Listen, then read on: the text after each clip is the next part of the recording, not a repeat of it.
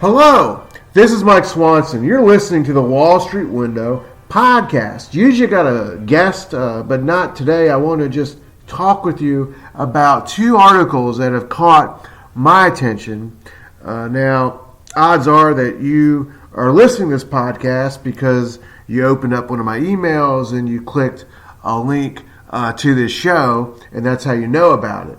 If you didn't do that, you may want to get on my free email list. Just go to wallstreetwindow.com, click any of the posts, scroll all the way to the bottom, and subscribe. When you're on the free email list, just about every single business day I send out an email, and in it I give some of my thoughts about the financial markets, but I also will include links to a dozen or so news stories that have got my attention and I think that you should know about. And really that's what I want to talk about with you in this podcast.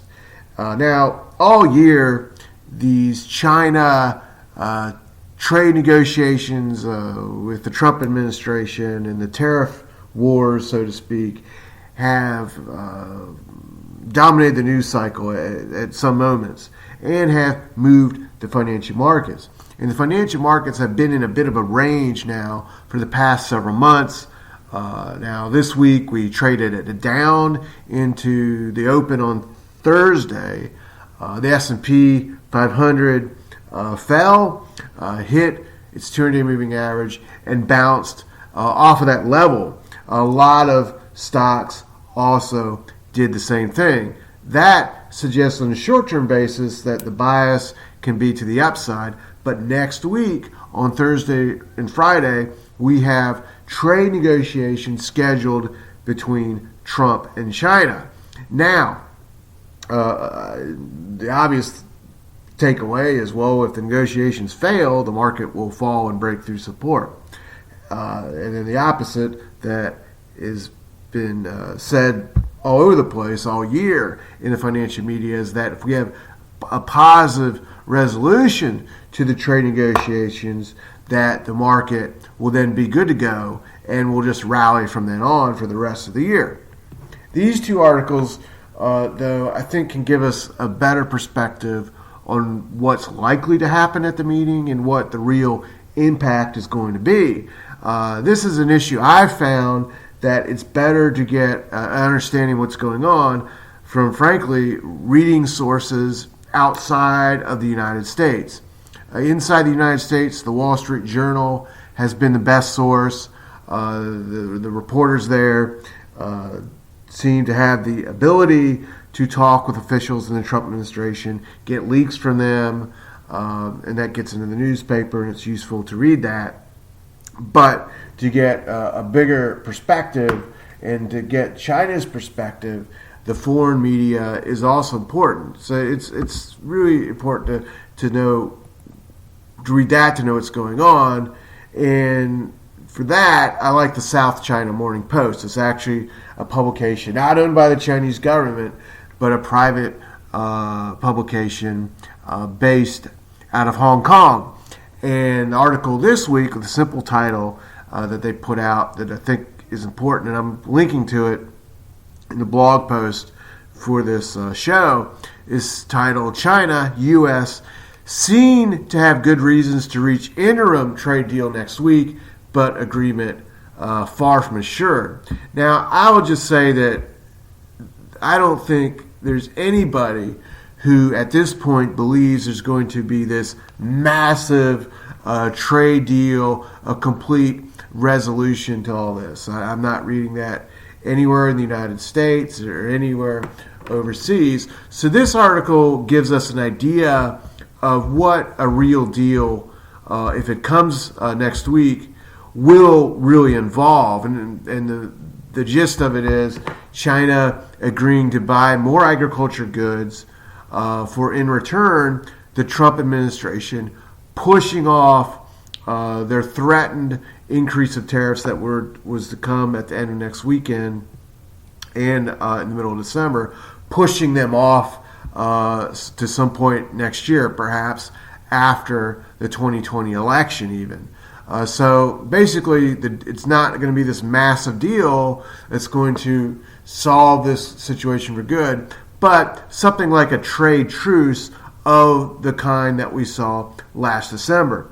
If that were to happen, I still think it would be a short-term positive for the stock market.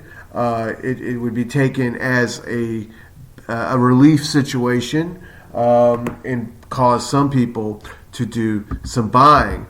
Of course, that said, we can easily see the market move up into people simply betting that that's going to happen. Then you can get profit taking on the news. So if we rally into the news and then the trade deal happens or trade truce happens, then we could end up selling the news.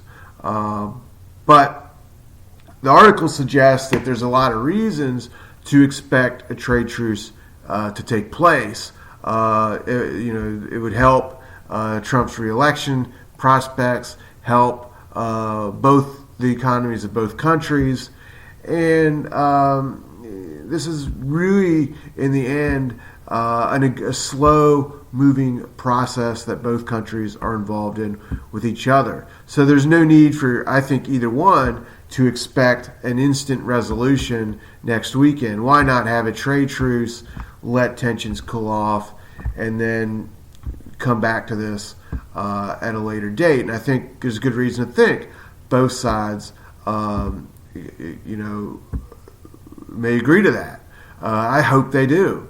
However, the second article is also important, and it says, can Trump back away from trade war in time to avoid recession? And this article is pointing out that there's been a lot of signs of economic weakness.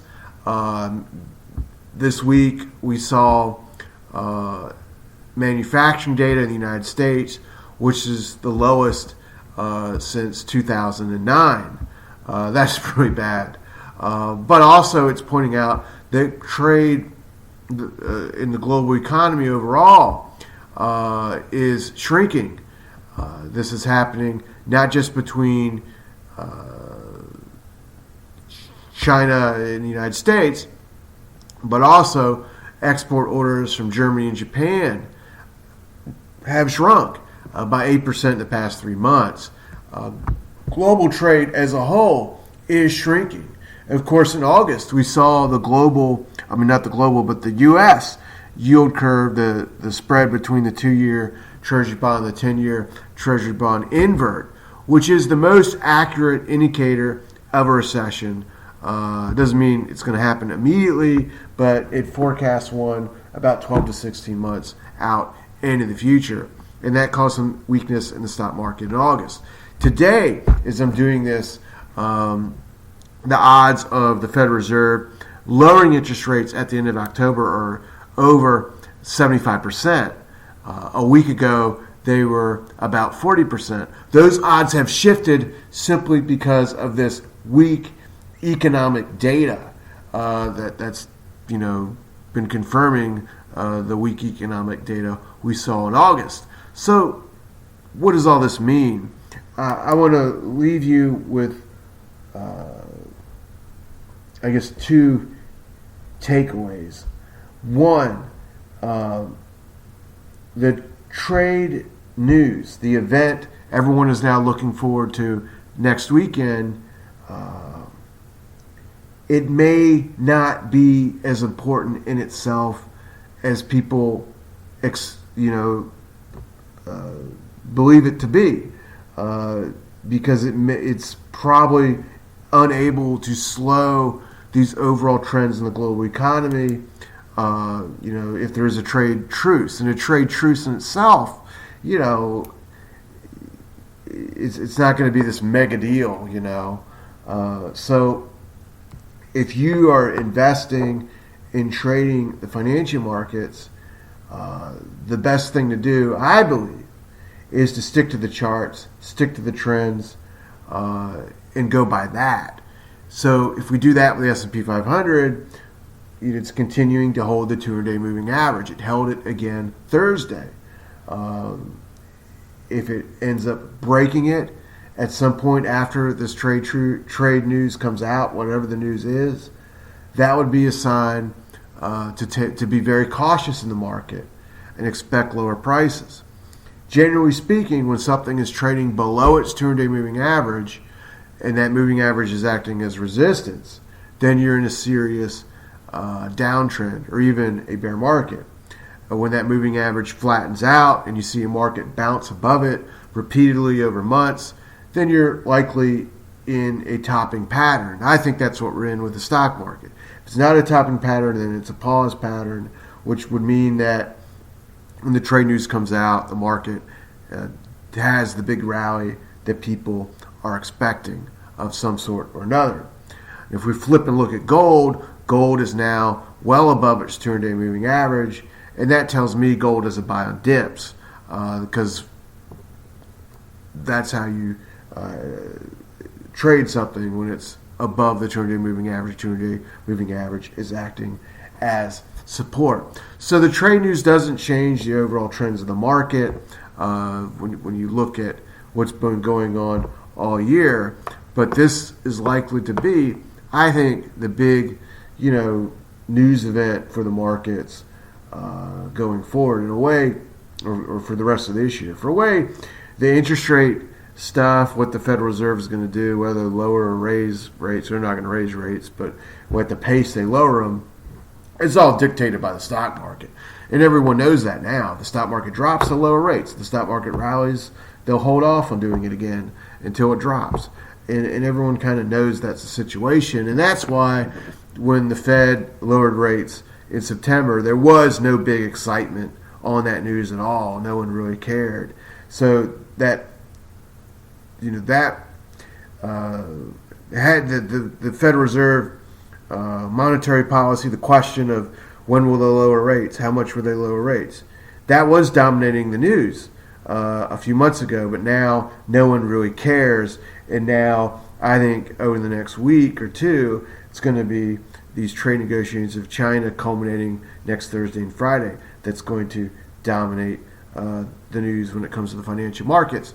And these two articles, read them, and I think it'll get you a better understanding of what is going on and what you should expect. Linking to them in the blog post with this podcast, and I'll be talking with you later.